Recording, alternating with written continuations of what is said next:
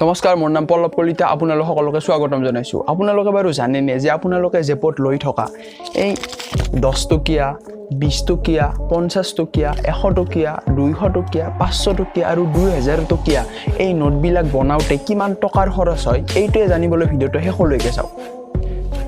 যিখন এই 10 টকীয়া নোটখন এইখন বনাবলৈ খৰচ হয় 1 টকা 1 পইচাৰ আৰু 20 টকীয়া নোটখন বনাবলৈ খৰচ হয় 1 টকাৰ, অৰ্থাৎ 10 টকীয়া নোটতকৈ নহয় 20 টকীয়া নোটতকৈ 10 টকীয়া নোটখন কম খৰচত হয়।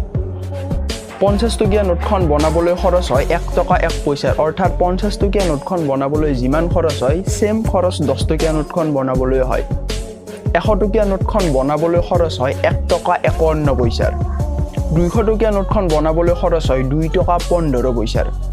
500 টকীয়া নোটখন বনাবলৈ খৰচ হয় 2 টকা 57 পইচাৰ আৰু 2000 টকীয়া নোটখন বনাবলৈ খৰচ হয় 4 টকা 18 পইচাৰ। গতিকে এনেদৰেই কম খৰচত এই নোটবিলাক বনোৱা হয়, কিন্তু ইয়াৰ মূল্যটো ক'বই নালাগে কিমান বেছি। গতিকে যদি ফেক্ট নহয়, ভিডিঅ'টো চাই যদি ভাল লাগিছে ভিডিঅ'টো লাইক কৰি দিব, ভিডিঅ'টো কেনেকুৱা পাইছে কমেণ্ট কৰি জনাব, আগলৈ ভিডিঅ'টো শ্বেয়াৰ কৰি দিব আৰু এনেকুৱা ধৰণৰ ভিডিঅ' পাই থাকিবলৈ চেনেলটো ছাবস্ক্ৰাইব কৰি দিব। ধন্যবাদ।